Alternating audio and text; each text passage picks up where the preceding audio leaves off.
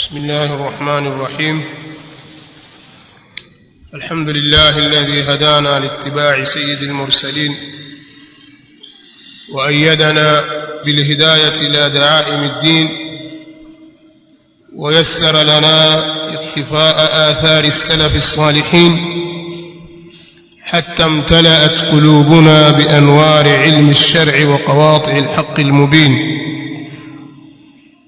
وطهر سرائرنا من حدث الحوادث والابتداع في الدين. أحمده على ما من به علينا من أنوار اليقين، وأشكره على ما أسداه من التمسك بالحبل المتين، وأشهد أن لا إله إلا الله وحده لا شريك له، وأن محمدًا عبده ورسوله سيد الأولين والآخرين، وأصحابه وأزواجه الطاهرات أمهات المؤمنين، صلاة دائمة إلى يوم الدين. أما بعد، tuliahidi tangu kwa mwanzo katika siku zilizopita kwamba ikifika katika mwezi wa Safar tutafanya darasa maalumu inayohusiana na at-tasawuf, kadhalika kuhusu as-sufia. Tasawuf ni nini na masufi ni kina nani? Lakini kutokana na hali na dhurufu, safari imeingia mpaka imekwisha, na sasa tuko mwanzoni mwa Rabiul Awwal. Hatukuwa tumetekeleza lile ambalo tulikuwa tumeliahidi au tuliratibu kwamba litakuweko kwa sababu ya dhurufu ya durusi nyingine. Hivyo tumeonelea kwamba leo tuianze darasa hii, na ni darasa muhimu sana kwa sababu darasa hii itahusiana na mazingira yetu. Nataka tufahamu tu kwamba huu Uislamu huu ulioenea kwa miaka mingi katika mwambao huu wa Afrika Mashariki pamoja na visiwa vyake na huko bara kadhalika, kwa kiasi kikubwa ni Uislamu uliojengeka katika misingi ya usufi, kwa sababu masufi ndio walioueneza Uislamu huu, pamoja na kwamba walikuweko wengine wasiokuwa masufi kama vile maibadhi pia ni katika wale ambao wamekuja na Uislamu, bali Waislamu wa mwanzo waliofika katika nchi hizi na katika miji hii walikuwa ni maibadhi, kama tutakavyoeleza. Lakini masufi walienea kwa kasi zaidi kuliko maibadhi. Kuna sababu mpaka ikawa watu wa kawaida, awamul muslimin, wale watu wa kawaida katika Waislamu, kwa asilimia kubwa wako katika madhhabi ya usufi au katika tarika za kisufi. Uislamu wao ni Uislamu uliojengwa katika misingi ya kisufi, pamoja na kwamba maibadhi walishika daula, ikawa wameitawala ardhi hii ya Afrika Mashariki, yani mwambao sahil ya Sharq Afrika, kutokea Mogadishu mpaka kusini huko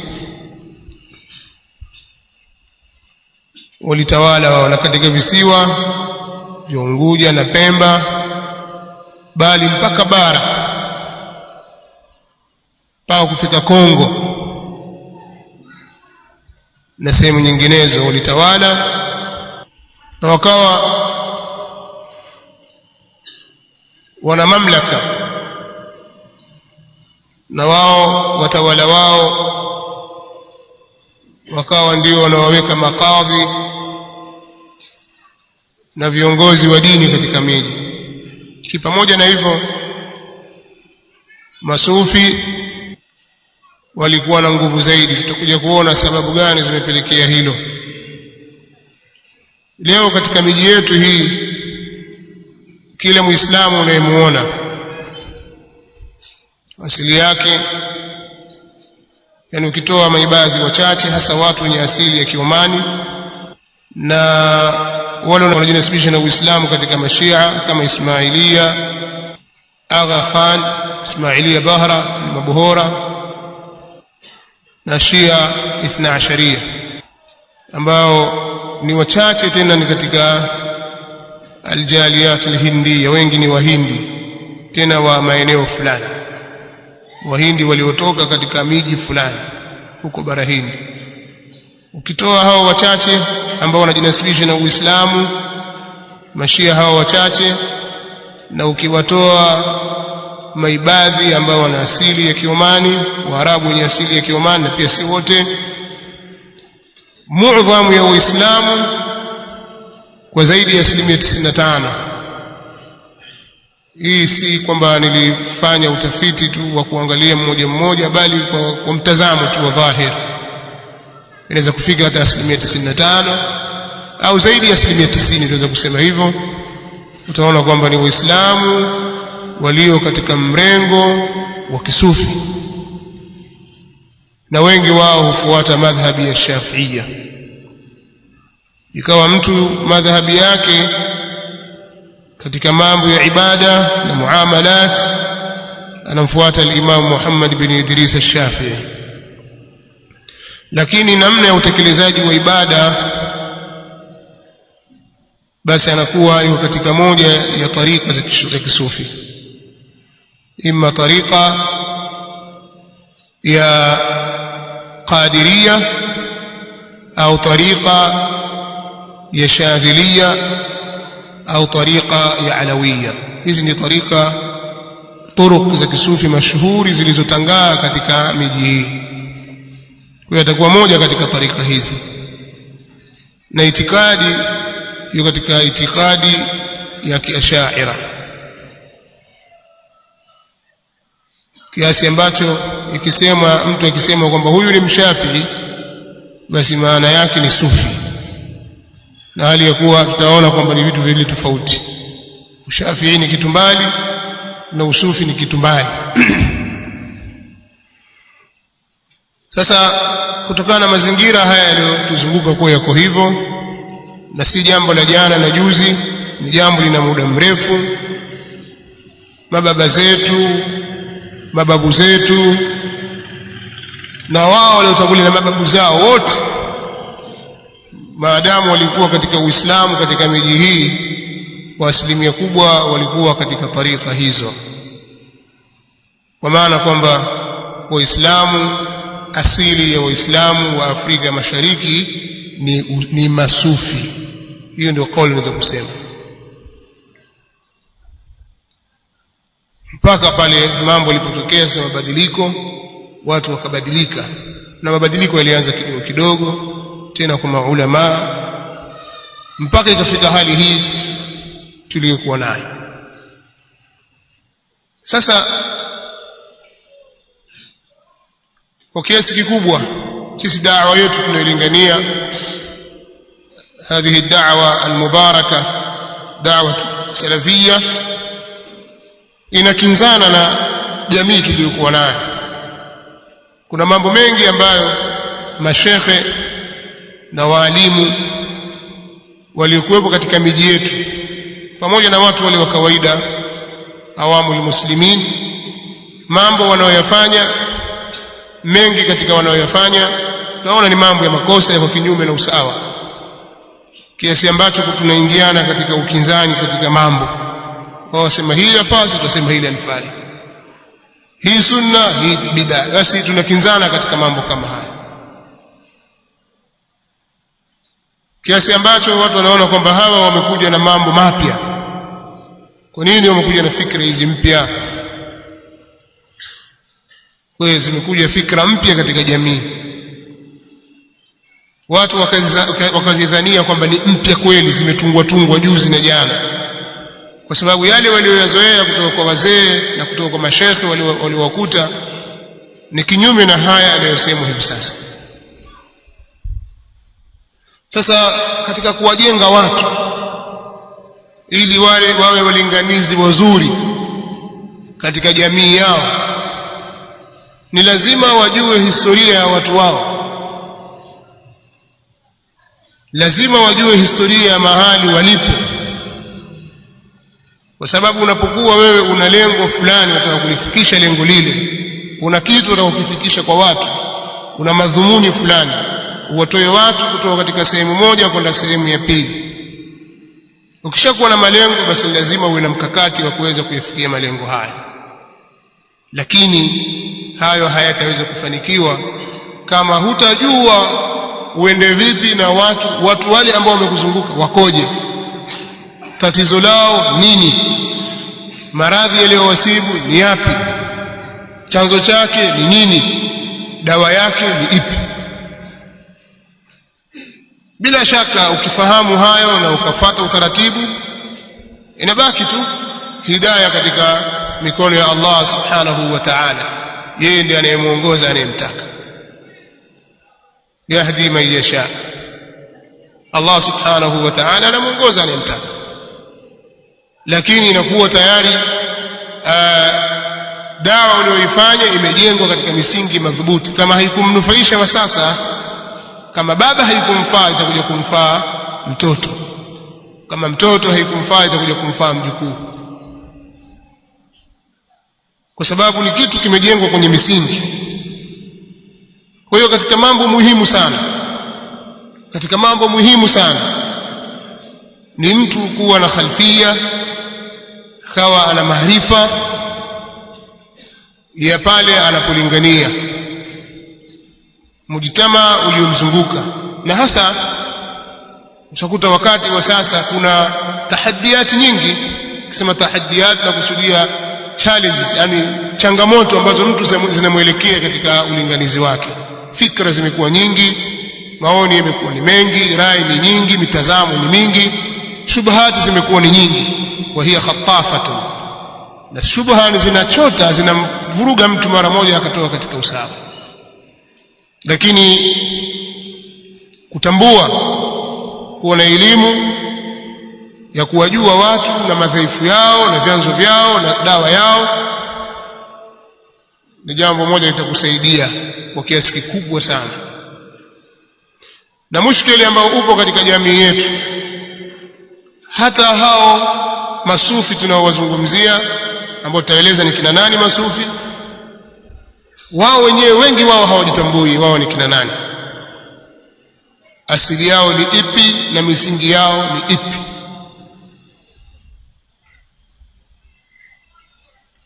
Kwa asilimia kubwa wao hawajitambui, na hakuna kitu kibaya kama mtu kutojitambua, mtu ikawa hajijui. Na pengine mtu anaweza akaona kwamba yeye ajitambua, lakini kumbe vile alivyotambulishwa ni makosa. Na hii inatokea. Mtu anaweza akaambiwa tangu mdogo, aambiwa huyu ndio baba yako, yeye akajenga dhana kwamba huyu baba yangu, namjua baba yangu mimi, lakini kumbe alifahamishwa kimakosa. Pengine baba yake kishakufa, au hana baba wa halali, au huyu ni ammi yake tu, baba yake ni mwingine. Inawezekana baadaye huko mbele ndio kumbe yule alikuwa si baba yangu. Yanazungumza maneno haya kuthibitisha ya kwamba mtu anaweza akatambulishwa jambo kimakosa na akadhani ya kwamba vile anavyotambua yeye ndio sawa. Kwa hiyo hata hawa masufi tunaozungumzia kwa asilimia kubwa, si wote, wengi wao hawajitambui wao ni kina nani, asili yao imetokea wapi. Sasa awamu almuslimin, wale watu wa kawaida ambao si matulabu ilmi wala si mashekhe, mara nyingi maneno kama haya huwa hayawafai. Yawafaa zaidi wale matulabu ilmi pamoja na mashekhe zao, kwa sababu wao ni kama kivuli cha mti, hakiwezi kunyooka kivuli wakati mti umepinda. Nyoosha mti, kivuli kinyooke. Sababu wao hawajui mambo usufi, wao wanaona Uislamu huu wa kawaida, basi ndio huu.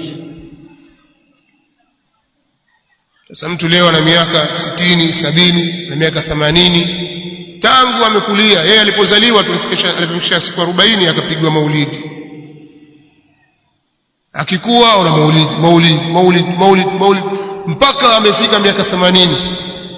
Huko nyuma amewaona mashekhe na walimu na watu mbalimbali wakifanya kwa mambo haya ni dini. Alafu akikutazama wewe ni kijana mdogo umekuja wapingana na mashekhe wakubwa ambao yeye anawakubali. Sio yeye tu kwamba labda wampisha yeye hajui, kuna watu wajua na anaamini kwamba wajua, hata kama hana upeo, lakini yeye katika imani yake aona wale wajua. Si rahisi kwa mtu kama huyu kukubalia.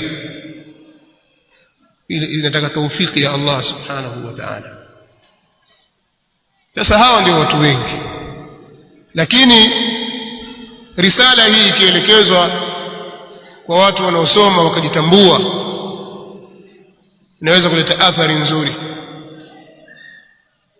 Kwa hiyo sisi kwa kulizingatia hilo, biidhnillahi alkarim, tutalizungumzia jambo hili linalofungamana na usufi na historia yao, hasa katika hii miji yetu, kwenye nukta ambazo nitazitaja hapa.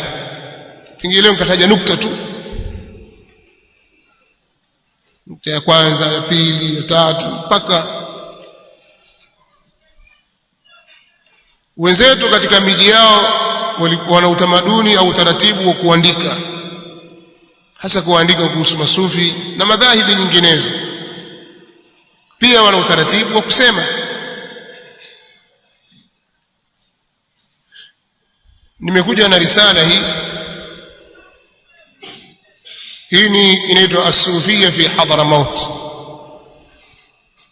As-Sufiyya fi Hadramaut, nash'atuha, usuluha, atharuha, yani kuanza kwake, kuchimbuka kwake kule, misingi yake na athari zake. Imeandikwa na Amin bin Ahmad As-Saadi. Mwandishi huyu yeye ameuzungumza usufi wa Hadramaut tu,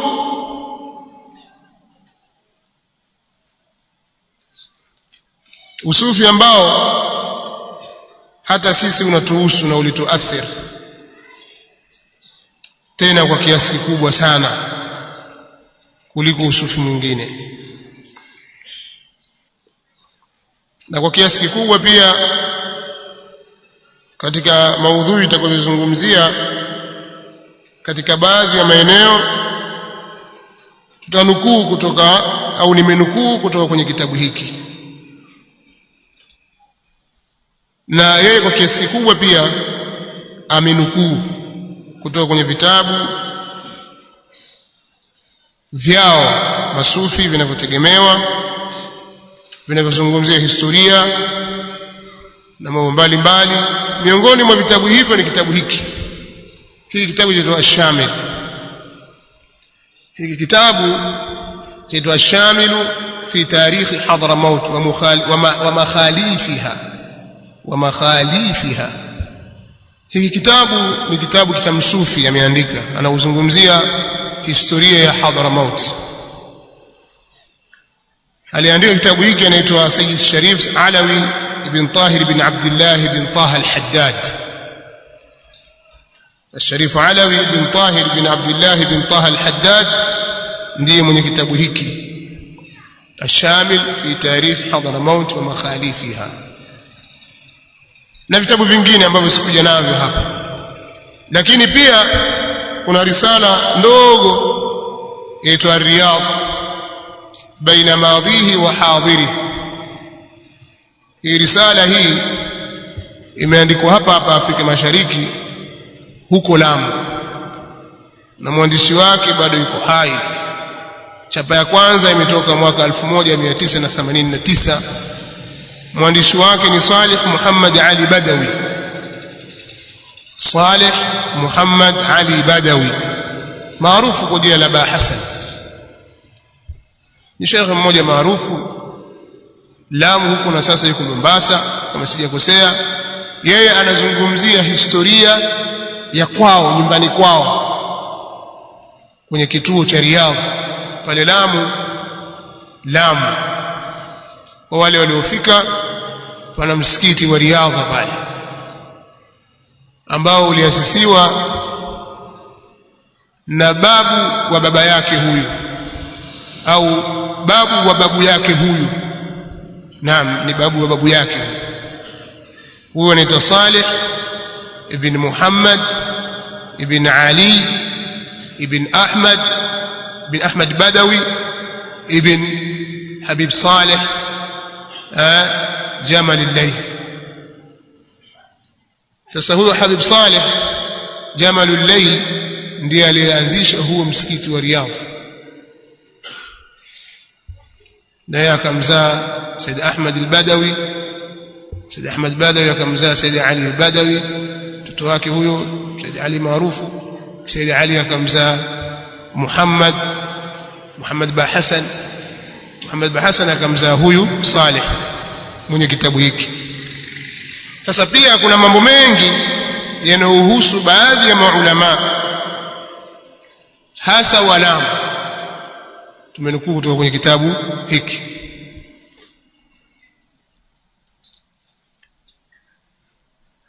Na wengineo habari zao tumezinukuu kutoka kwa Sheikh Abdullah Saleh Farisi. Ana kitabu chake cha Kiswahili chaitwa Historia ya Wanawazuoni wa Kishafi wa Mashariki Afrika. Kitabu hiki ni katika vitabu ambavyo havina mfano katika kuelezea historia ya wanawazuoni wa Afrika Mashariki, yani katika ukanda huu, kwa sababu katika udhaifu ambao upo kwenye hii miji yetu ni kwamba historia haikuandikwa kwa kiasi kinachohitajika. Sasa Sheikh Abdullah Saleh amefanya kazi kubwa sana, pamoja na kwamba watu walihitajia zaidi ya hivyo. Na maalasaf kitabu kiliandikwa zamani kikaisha, alafu kikafanywa tarjama kwa lugha ya Kiingereza, kikaisha huko kikatoka chapa nyingine ya Kiingereza kikaisha, sababu wale wazungu wajua faida ya mambo ya historia. Kwa hiyo watu wengi humu wanamiliki fotokopi ya ile na kile kitabu cha Kiswahili. Kina maalumati mazuri, lakini tulikuwa tunatarajia zaidi na zaidi na zaidi, lakini Sheikh ametaja kwa kiasi kikubwa. Lakini kwa ujumla ni kwamba katika kuelezea wanawachuoni wa Afrika Mashariki, Sheikh Saleh hana mpinzani katika hilo, Sheikh Abdullah Saleh. Na kitabu kingine ambacho pia nimekiegemea hasa katika kuelezea wanawachuoni wa Mashariki ya Afrika, na hasa maulama wa sehemu za Pate Island, kwa sehemu za Siu, Faza na hapo Pate kwenyewe mpaka Kizingitini, ni kitabu kilichoandikwa na Sheikh Harith Saleh Al-Maawi. Bado yuko hai Ustadh Harith, maarufu, yuko Mombasa, mtu mzima sana, na ajua historia yeye. sababu Sheikh Abdullah Saleh katika kuelezea historia yeye hakuwataja sana maulama wapate, hakuwataja sana, taja kidogo tu, na kule kulikuwa na wanawachuoni wengi zaidi. Na kama tutakavyoona katika historia, Uislamu ulifika pate kwanza kabla hujafika mahali popote katika mashariki ya Afrika, Pate Island. Na vitabu vinginevyo ambavyo wanawachuoni katika mada ya usufi, kuna vitabu vingi. Kuna vitabu vya kisufi vyenyewe kama kitabu Ihya Ulumuddin cha Al-Ghazali na vitabu vinginevyo katika mada ya usufi tumeangalia katika sehemu hizo. Kwa hiyo katika tutakayozungumza, tutazungumzia tarikhu mujaz lidukhuli al-islam fi sahil sharq Afrika, historia fupi ya kuingia Uislamu katika pwani au mwambao wa Afrika Mashariki na katika visiwa vyake vinavyonasibiana na pwani hiyo. Na tutatoa maelezo kuhusiana Afrika Mashariki. Kadhalika kutakuwa na nukta ya kuelezea kufika kwa misafara ya Waarabu kutoka bara Arabu kuingia katika mashariki ya Afrika.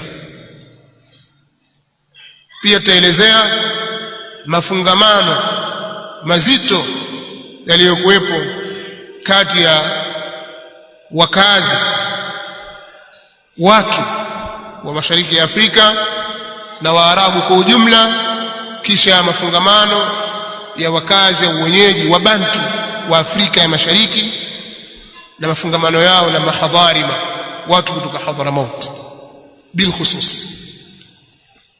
Kuna masala ya Waarabu kwa ujumla, alafu kisha manake Waarabu kutoka Yaman, Waarabu kutoka Hijaz, Waarabu kutoka Oman,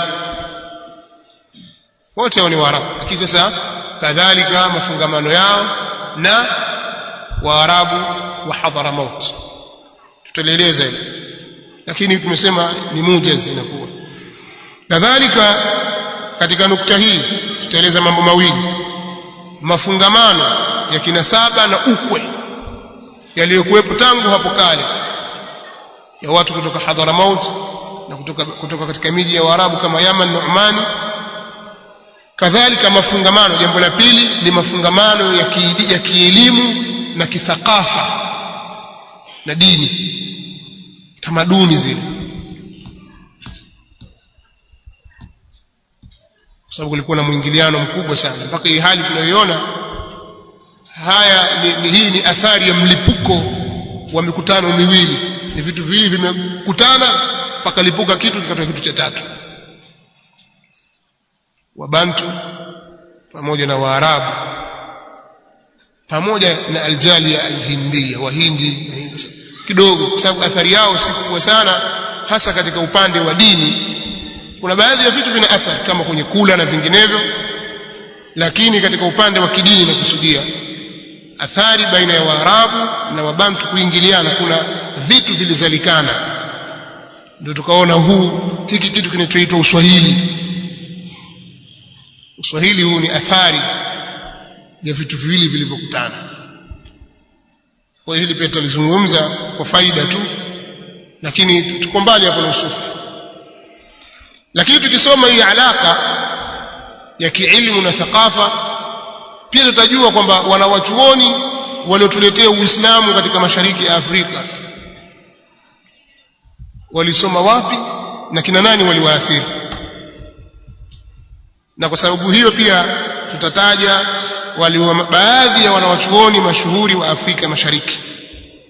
Kwenye nukta hii tutaelezea wanawachuoni wa Lamu, tutaelezea wanawachuoni wa Mombasa, tutaelezea wanawachuoni wa Zanzibar, tutaelezea wanawachuoni wa Tanga. Maalasaf sikupata maelezo ya kina kabisa kuhusiana na maulama wa Kilwa. Maelezo machache tu aliyotaja Ibn Battuta kwenye kitabu chake hayatoshelezi,